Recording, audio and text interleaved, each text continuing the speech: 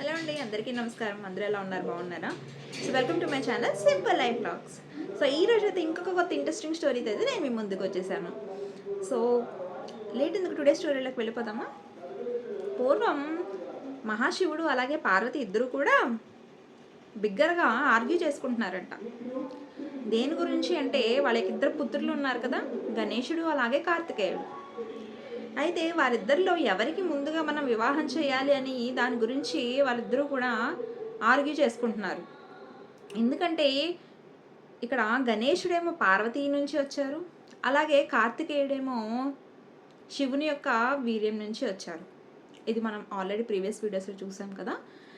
So వాళ్ళిద్దరి నుంచి అలా సపరేట్గా వచ్చినప్పటికీ కూడా వాళ్ళ యొక్క కుటుంబం అనేది ఈ ఇద్దరి యొక్క సంతానంతో సంపూర్ణమైందనమాట.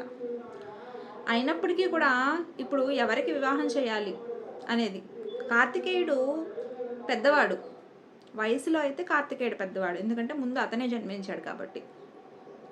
కానీ వినాయకునికి ఉన్నటువంటి బుద్ధి అలాగే ఆయన మెచ్యూరిటీ లెవెల్స్ అనేవి కార్తికేయుని కన్నా కూడా ఎక్కువ అనమాట.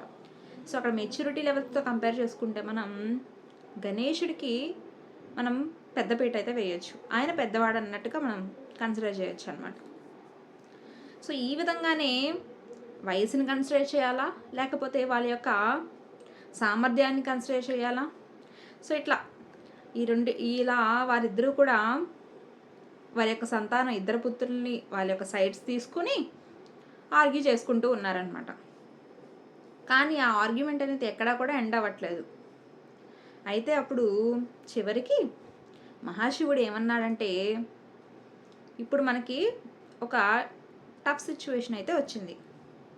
సో మనం డెసిషన్ అయితే తీసుకోలేకపోతున్నాం ఎవరికి వివాహం చేయాలి అని.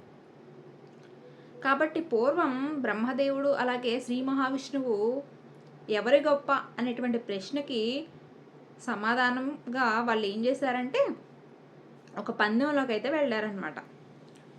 అది మనం చూసాం కదా. సదాశివుని యొక్క అంటే ఆ లింగ రూపానికి బ్రహ్మదేవుడేమో పైకి వెళ్తే, అలాగే శ్రీ మహావిష్ణువేమో దాని యొక్క అంతాన్ని కనుక్కోవడానికి వెళ్ళారు. చివరికి ఎవరు కూడా ఆ సదాశివలింగం యొక్క ఆదిని అలాగే అంతాన్ని కనుక్కోలేకపోయారు. సో వాళ్ళు అప్పుడు ఒప్పుకున్నారనమాట, వాళ్ళకన్నా శక్తివంతమైనది సదాశివలింగం అని. కాబట్టి సో ఇక్కడ కూడా అలాంటి ఒక చిన్న పందాన్ని అయితే వీరిద్దరి మధ్య పెడితే బాగుంటుంది అని చెప్పి మహాశివుడు వెంటనే కుమారుల్ని రమ్మని ఆదేశాన్ని అయితే పంపించారనమాట. అయితే అప్పుడు కార్తికేయుడు అలాగే గణేశుడు ఇద్దరు కూడా వచ్చి కైలాస పర్వతంలో వాళ్ళ యొక్క తల్లిదండ్రులు ఎదుట నిలబడి ఉన్నారనమాట. నిలబడి నమస్కరించుకున్నారు. అయితే అప్పుడు చెప్తున్నారు ఇట్లా, పార్వతీదేవి అట్లాగే మహాశివుడు చెప్తున్నారు, పుత్రులారా, మీ ఇద్దరిలో ఒకరికి మేము వివాహం అయితే చేయాలి అనుకుంటున్నాము అని చెప్పగానే గణేశుడేమో తల వంచుకొని భూమి వైపు చూస్తూ ఉన్నాడు అనమాట. అయితే కార్తికేయుడేమో కొంచెం చిన్నగా చిరునవ్వు అయితే నవ్వాడు. అప్పుడు మహాశివుడు అన్నారు, కానీ మీ ఇద్దరిలో కేవలం ఒకరికి మాత్రమే ఇప్పుడైతే వివాహం చేస్తాము. అది ఎవరికి చేయాలో మాకు అర్థం కావట్లేదు. వయసులో చూసుకుంటే కనుక కార్తికేయుడు పెద్దవాడు, అలాగే బుద్ధిలో జ్ఞానంలో చూసుకుంటే కనుక వినాయకుడు పెద్దవాడు. కాబట్టి దీంట్లో ఎవరికి చేయాలా అనేది దానికోసం మేము ఒకటైతే నిశ్చయించుకున్నాము. మీ ఇద్దరి మధ్య కూడా ఒక పందాన్ని అయితే పెట్టాలి అనుకున్నాము అంటున్నారనమాట. అయితే గణేశుడు ఇంకా నేల వైపు చూస్తూనే ఉన్నారు. ఒక పక్క కార్తికేయుడేమో ఆయన కొంచెం కోపం వచ్చినట్టుగా అనిపిస్తుంది. ఎందుకంటే ఇక్కడ వినాయకుడు గురించి వాళ్ళు మాట్లాడేటప్పుడు ఎలా ప్రస్తావిస్తున్నారంటే, ఆయన ప్రథమ దేవత కదా. మనం ఏ దేవతలకు పూజలు చేసినప్పటికీ కూడా మొదటి పూజ వినాయకునికి చేయాలి మనం, ఎందుకంటే ఆయన విఘ్నాలన్నింటినీ కూడా తొలగిస్తారు. కాబట్టి ఆ ప్రథమ దేవతగా కన్సిడర్ చేస్తే ముందు ఆయనకు వివాహం చేయాలి. అలా చెప్పినప్పుడు కార్తికేయునికి అది నచ్చలేదన్నమాట. ఆయన కోపంగా అయితే ముఖాన్ని అయితే పెట్టారు. అయితే ఆ పందెం ఏమిటో చెప్పండి అని అంటున్నాడు అనమాట కార్తికేయ. ఒక అడుగు ముందుకేసి అదేంటో చెప్పమంటున్నారు. కానీ మరొక పక్క గణేశుడేమో లేదు, లేదు తండ్రి గారు, ఇక్కడ కార్తికేయుడు పెద్దవాడు కాబట్టి ముందుగా వివాహం అతనికే చేయాలి, ఈ పందెం అవసరమైతే లేదు అన్నాడనమాట. అయితే అప్పుడు కార్తికేయుడు ఏమంటున్నారంటే, వివాహం అనేది నేను మాత్రం నా వయసుతో పాటుగా నేను వివాహం చేసుకోదలుచుకోలేదు. నేను నా శక్తి సామర్థ్యాన్ని నిరూపించుకున్న తర్వాత తద్వారా నేను వివాహానికి అర్హుడిని అవ్వాలి అనుకుంటున్నాను అని చెప్పేసి అందువల్ల ఇక్కడ పందెంలో అయితే నేను పాల్గొనడానికి సిద్ధంగా ఉన్నానని చెప్పాడనమాట. అయితే అప్పుడు గణేశుడు ఏం చెప్తున్నాడంటే, పందెంలో మనం పాల్గొనొచ్చు, కానీ ఒక్కొక్కసారి పందెంలో గెలవాలి అన్నటువంటి ఆలోచన వల్ల మనల్ని మనం కోల్పోవచ్చు. అలాగే మన భావోద్వేగాలు అనేవి మరింతగా పెరగచ్చు ఇతరుల పట్ల. దానివల్ల మన మధ్య ఉన్నటువంటి ఆ బంధానికి అయితే అది బ్రేక్ అవ్వచ్చు. కాబట్టి బంధుత్వాలు ఇవి కూడా పందెంలో పాటుగా అవి కూడా అంటే వాటికి హాని కలిగేటువంటి అవకాశం అయితే ఉంది. కాబట్టి మనం పందెంలోకి వెళ్లకుండా ఉండటం మంచిది అనుకున్నారనమాట అని చెప్పేసి గణేశుడు అంటున్నాడు. అప్పుడు కానీ ఇక్కడ కార్తికేయుడు ఏమాత్రం వినేలాగా లేడు. ఇక్కడ ఏనుగు తలను పెట్టారు కదా గణేశుడికి. అప్పుడు అంటున్నాడు అనమాట, నీకు నా యొక్క అంటే ఇక్కడ ఈయనేమో వాహనమేమో నెమలి కదా కార్తికేయుని వాహనం, మరొక పక్క గణేశుని వాహనమేమో ఎలుక. నీకు నా యొక్క వాహనమైనటువంటి నెమలిని చూస్తే భయంగా ఉందా? ఎందుకంటే అది వేగంగా వెళ్తుంది కదా, దాన్ని చూసి నువ్వు భయపడుతున్నావు, ఓడిపోతావని భయం వేస్తుందా నీకు అని అంటే, అప్పుడు గణేశుడేమో భయమా అని అంటే, అవును నీవు భయపడుతున్నావు కాబట్టి పోటీకి నువ్వు సిద్ధంగా లేవు అని చెప్పగానే అప్పుడు గణేశుడు కూడా ఏమంటున్నాడంటే, సరే మీరు దీన్ని ఖచ్చితంగా మీరు గెలవగలరు, అలాగే ముందుగా నేను ఏవైతే చెప్పాను ఈ భావోద్వేగాలు వీటన్నిటినీ కూడా మీరు నియంత్రించుకోగలుగుతారు అని అనుకుంటే కనుక తప్పకుండా మనం పోటీలో అయితే మొదలు పెడదాము అనుకున్నారు. అయితే అప్పుడు మహాశివుడు చెప్తున్నారనమాట, పార్వతీదేవిని అయితే కోరారు, ఈ యొక్క పందెం యొక్క రూల్స్ అన్నిటిని కూడా చెప్పండి అని. అప్పుడు పార్వతీదేవి చెప్తుంది, మీరు చేయాల్సింది ఏంటంటే మీ వాహనాల మీద మీరు ఈ యొక్క ప్రపంచాన్ని చుట్టూ కూడా 3 సార్లు చుట్టి రావాలి. అలాగే మీరు మీ వాహనాల మీద వెళ్తున్నప్పుడు మరొకరి మార్గాన్ని అయితే మీరు అడ్డగించకూడదు. అలా ముందుగా 3 చుట్టులు ఎవరైతే పూర్తి చేస్తారో వారే విజేత అని చెప్పేసి పార్వతీదేవి అయితే ఆ యొక్క పోటీ రూల్స్ అయితే చెప్పేసింది. అట్లా రూల్స్ అనేవి చెప్పగానే ఇక కార్తికేయుడు నెమలి మీద రివ్వును దూసుకెళ్ళిపోయాడు అనమాట. మన యొక్క నెమలికలు బ్లూ కలర్ అలాగే గ్రీన్ గోల్డ్ కలర్లో ఉంటాయి కదా, అవి మిలమిల మెరుస్తున్నాయి అనమాట. ఆ వేగానికి అవి యొక్క నక్షత్రాల్లాగా మెరుస్తూ ఉన్నాయి. అట్లా ఆయన రివ్వున భూమి మీదకైతే ఎగిరాడు. ఎగిరి ఆయన జర్నీ స్టార్ట్ చేశాడనమాట. ఆ భూమి చుట్టూ తిరగడానికైతే ప్రయత్నిస్తూ ఉన్నాడు. మరొక పక్కేమో గణేశుడు ఆయన ఇంచు కూడా కదలకుండా అట్లా కైలాసంలోనే ఉండిపోయాడనమాట. అయితే ఆయన చూసినటువంటి దేవతలందరూ కూడా మన యొక్క ప్రథమ దేవత ఏం చేయబోతున్నారు, ఆయన ఇంకా కైలాసాన్ని వదిలి వెళ్ళలేదే, ఆయన ఓటమిని అంగీకరించాలనుకుంటున్నారా? ఎందుకంటే కార్తికేయునితో ఆయనకున్నటువంటి శక్తి సామర్థ్యాలు అంటే ఆయనకున్నటువంటి ఆ వాహనం అయి ఉండొచ్చు. సో దానివల్ల ఆయన చాలా వేగంగా అయితే వెళ్ళిపోయారు. సో ఇప్పుడు ఆయనతో కంపేర్ చేసుకుంటే కనుక ఆయన ఓటమిని అంగీకరించాలనుకుంటున్నారా అన్నటువంటి కొన్ని ప్రశ్నలు అయితే దేవతల మనసులో అయితే తలెత్తాయి. సరే చూద్దాం ఏం చేస్తూ ఉన్నాడా అని. అయితే అప్పుడు గణేశుడు ఏం చేశాడంటే, తన యొక్క వాహనమైనటువంటి మూషికం ఉంది కదా, మూషికం మీద అయితే ఎక్కి కూర్చుని ఉన్నాడనమాట. ఇంతకు ముందేమో కార్తికేయుడు ఈ యొక్క పోటీ స్టార్ట్ అవ్వకముందు దానిని కంపేర్ చేస్తాడనమాట. నెమలికి అలాగే ఎలుకకి కంపారిజన్ ఏంటి అని. ఇది ఎలుక కాదు మూషికం, అంటే అది ఎలుక జాతిలోనే మగదనమాట. కానీ దాని యొక్క శక్తి సామర్థ్యాలు తక్కువ అంచనా వేస్తున్నట్టుగా మాట్లాడారు కార్తికేయుడు. కానీ ఇప్పుడు ఆయన అదే వాహనం మీద కూర్చుని తల్లిదండ్రులైనటువంటి పార్వతీదేవి అలాగే శివుడు వారిద్దరి చుట్టూ కూడా ప్రదక్షిణ చేయడం మొదలుపెట్టారు. మరొక పక్కేమో కార్తికేయుడు భూమి చుట్టూ ప్రదక్షిణ అయితే చేస్తున్నాడు అనమాట.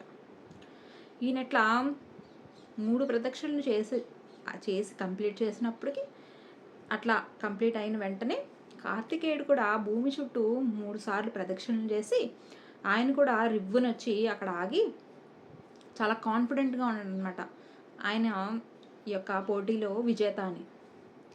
అయితే అప్పుడు మహాశివుడు అందరికీ వినిపించేలాగా గణేశుడు ఈ పోటీలో అయితే విజయం సాధించాడు కాబట్టి ముందుగా అతనికే వివాహం చేయాలి అన్నారనమాట. అయితే అప్పుడు కార్తికేయుడికి కోపం వచ్చి అసలు గణేశుడు కైలాసాన్నే వదిలి వెళ్ళలేదు, అంటే అసలు పోటీలో ఆయన పార్టిసిపేట్ చేయలేదు, ఆయన ఇక్కడే ఉన్నాడు, అసలు భూమి చుట్టూ ప్రదక్షిణలు ఎక్కడ చేశాడు, కాబట్టి మీరు ఏదైతే రిజల్ట్ని అనౌన్స్ చేశారో అది ఫెయిర్ కాదు అని చెప్పాడనమాట. అయితే అప్పుడు పార్వతీదేవి కూడా ఆశ్చర్యపోయింది శివుని యొక్క రిజల్ట్ అనౌన్స్మెంట్కి. మిగిలిన దేవతలందరికీ కూడా అర్థం కాలేదు, కానీ కేవలం శ్రీ మహావిష్ణువుకి అలాగే బ్రహ్మదేవుడి ఇద్దరికి మాత్రమే అర్థమయ్యి వాళ్ళు శివుడు వినాయకుడు గెలిచాడు అని చెప్పగానే వాళ్ళు తల్ల అయితే ఊపారనమాట, అంటే దానికి సమ్మతిస్తున్నట్టుగా. అయితే చెప్తూ ఉన్నారు ఇక్కడ శివుడు ఏం చెప్తున్నారంటే, కార్తికేయ ఈ ఇద్దరు నీవేమో భౌతిక మార్గాన్ని ఎంచుకున్నావు, అలాగే వినాయకుడేమో ఆధ్యాత్మిక మార్గాన్ని అయితే ఎంచుకున్నాడు. ఎప్పుడు కూడా భౌతిక మార్గం అనేది కాస్త పెద్దదిగానే ఉంటుంది, ఆధ్యాత్మిక మార్గం మాత్రం చిన్నదిగా ఉంటుంది. అందువల్ల గణేశుడు గురించి చెప్తూ ఒక బాలకునికి తల్లిదండ్రులే ప్రపంచం, తండ్రేమో ఆకాశంలాగా తల్లేమో భూమిలాగా, ఈ రెండింటిని కలిపితే ఒక పిల్లవాడికి విశ్వం ఏంటంటే తన ప్రపంచం ఎవరు అంటే తల్లిదండ్రులే. ఎందుకంటే ఒక బాలకుడు లోకాన్ని పెద్దగా చూసినట్టుగా మనం భావించాం కదా, సో తల్లిదండ్రులే అతనికి ప్రపంచం అన్నమాట. అదేవిధంగా ఇక్కడ వినాయకుడు కూడా సో తన తల్లిదండ్రులని ఇద్దరిని కూడా తన ప్రపంచంగా భావించి వారిద్దరి చుట్టూ కూడా ప్రదక్షిణ చేశాడు. ఇది ఏ కోణంలో చూడాలంటే ఆధ్యాత్మిక కోణంలో చూడాలన్నమాట. సో అట్లా ఎక్స్ప్లెనేషన్ అయితే ఇచ్చి అందువలన ఇక్కడ వినాయకుడు గెలిచాడని చెప్పి నిర్ణయిస్తున్నాము అని చెప్పారనమాట. అయితే ఇప్పుడు శ్రీ మహావిష్ణువు కూడా ఒక బ్రహ్మాండంలో జ్ఞానాన్ని పొందాలంటే బ్రహ్మాండం మొత్తం తిరగాల్సిన అవసరం లేదు, కేవలం ఒక స్థానంలో కూర్చొని తపస్సు చేయడం వల్ల కూడా వాళ్ళకి జ్ఞానం అనేది లభించవచ్చు అని చెప్పారనమాట. అలా ఇట్లా గణేశుడు గెలిచాడు అని చెప్పగానే అక్కడ ఒక సందడి వాతావరణం అయితే నెలకొందనమాట కైలాసంలో. దేవతలందరూ కూడా గణేశుని మోస్తూ విజయ సంబరాలు అయితే చేశారు. మామూలుగానే గణేశుడు ప్రథమ దేవత కదా, అలాగే ఇప్పుడు వివాహానికి సిద్ధమైనటువంటి పెళ్లి కొడుకులు అంటనమాట. సో వాళ్ళందరూ కూడా ఉత్సాహంగా ఉల్లాసంగా వాళ్ళైతే వినాయకుని యొక్క నామాన్ని జపిస్తూ ఉన్నారు వాళ్ళందరూ. అయితే ఇదంతా చూస్తున్నటువంటి కార్తికేయునికి మాత్రం నచ్చలేదు. అలాగే మరొక పక్క పార్వతీదేవి గణేశుని యొక్క గెలుపుని ఆస్వాదిస్తుంది. అలాగే మరొక పక్క పెద్ద కుమారుడైనటువంటి కార్తికేయుని చూసి అతని యొక్క అసంతృప్తిని చూసి బాధపడుతుందన్నమాట. కార్తికేయుడు ఉండబట్టలేక మీరు ఏదైతే ఇప్పుడు పందెం పెట్టారో ఇది సరైనది కాదు, అలానే మీ తీర్పు అనేది సరైనది కాదు,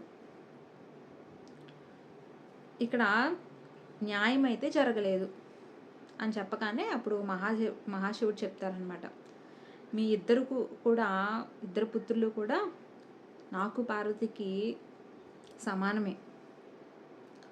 గణేశుడేమో పార్వతి నుంచి వచ్చాడు, అలాగే నీవేమో నా నుంచి వచ్చారు, కాబట్టి మన కుటుంబం అనేది సంపూర్ణం అవ్వాలి అంటే మీ ఇద్దరిని కూడా మాకు ఇద్దరు సమానమే, ఎవరు ఎక్కువ కాదు తక్కువ కాదు అని చెప్పగానే కార్తికేయుడు కూడా లేదు, ఈ పోటీ ఏదైతే పెట్టారో ఈ పోటీలో గణేశుడు చీట్ చేశాడు. అంటే దాన్ని ఎలా కంపేర్ చేస్తారంటే, ఇంతకుముందు సదాశివలింగాన్ని పోటీలో పాల్గొన్నారు కదా బ్రహ్మ విష్ణువు, అక్కడ బ్రహ్మదేవుడు చీట్ చేస్తాడు. అంటే సదాశివలింగం యొక్క ఆదిని అతను కనుక్కున్నాడన్నట్టుగా ఒక పుష్పంతో ఆయనైతే అబద్ధపు విట్నెస్ అయితే చెప్పిస్తాడనమాట. అట్లా ఆయన చీట్ చేస్తాడు. అప్పుడే శివుడు బయటకొచ్చి ఆయనకి శాపం అయితే ఇస్తాడనమాట, చీట్ చేశాడు కాబట్టి. కానీ శ్రీ మహావిష్ణువు మాత్రం ఒప్పుకుంటాడు, నేనైతే అంతాన్నైతే కనిపెట్టలేకపోయాను అని చెప్పేసి ఓటమిని అంగీకరిస్తాడు. సో అదేవిధంగా ఇక్కడ పోటీలో గణేశుడు కూడా చీట్ చేశాడు అన్నట్టుగా మాట్లాడతారనమాట కార్తికేయుడు. అప్పుడు బ్రహ్మదేవుడు వచ్చి, అవును నేను ఆ రోజున నేను చీట్ చేశాను, కానీ ఈ రోజున గణేశుడు చీట్ చేయలేదు. అతను ఏదైతే వేదాల్లో చెప్పబడిందో, తల్లిదండ్రులే పిల్లల యొక్క ప్రపంచం అనే దానిని అతను వేదాల నుంచి తీసుకొని దానిలో ఏది చెప్పాడో అతను ఆ విధంగానే అనుసరించాడు. కాబట్టి నీవు అతన్ని యొక్క విజయాన్ని నీవు అంగీకరించలేకపోయినా నీవు వేదాలకి కూడా విరుద్ధంగా మాట్లాడుతున్నట్టే. కాబట్టి నీ యొక్క చిన్న తమ్ముడి యొక్క విజయాన్ని నీవు అంగీకరించు. అలాగే నీవు సంతోషపడాల్సిన విషయం ఏంటంటే, అతను ప్రథమ దేవతగా అతను వివాహానికి అర్హుడు కాబట్టి ఈరోజు పోటీలో కూడా అతను గెలిచాడు. కాబట్టి అతని విజయాన్ని నీవు కూడా సెలబ్రేట్ చేసుకో అని చెప్పేసి బ్రహ్మదేవుడు అన్నారనమాట. అలా అన్నిన తర్వాత ఇక గణేశుడికి వివాహం అయితే జరిపించారు. సిద్ధి అలాగే రిద్ధి ఈ ఇద్దరు స్త్రీలతో అయితే గణేశుని వివాహం అయితే జరిగింది. సో అప్పుడు కార్తికేయునికి ఇదంతా నచ్చక ఆయన అయితే కైలాసం నుంచి దక్షిణానికి వెళ్ళిపోయారన్నట్టుగా చెప్పారనమాట. మళ్ళీ తిరిగి ఎప్పుడు కైలాసానికి రాకూడదు అన్నట్టుగా ఆయన ప్రతిజ్ఞ చేసుకొని అక్కడి నుంచి అయితే వెళ్ళిపోయాడు. అతనికి ఈ పోటీ అనేది ఫేర్గా అనిపించలేదు కాబట్టి ఆయన అయితే అక్కడి నుంచి వెళ్ళిపోయారు. సో ఈ విధంగా పోటీలో అయితే విఘ్నేశ్వరుడు గెలిచారు, అలాగే వివాహాన్ని కూడా చేసుకున్నారనమాట. సో ఇదేనండి స్టోరీ. సో ఇక్కడితో కంప్లీట్ అవుతుంది. మీకు కనుక ఇంట్రెస్టింగ్ అనిపిస్తే తప్పకుండా వీడియోని లైక్ చేయండి, అలాగే మీ ఫ్రెండ్స్ అండ్ ఫ్యామిలీకి షేర్ చేయండి. మన ఛానల్ని సబ్స్క్రైబ్ చేసుకోవడం మాత్రం మర్చిపోవద్దు.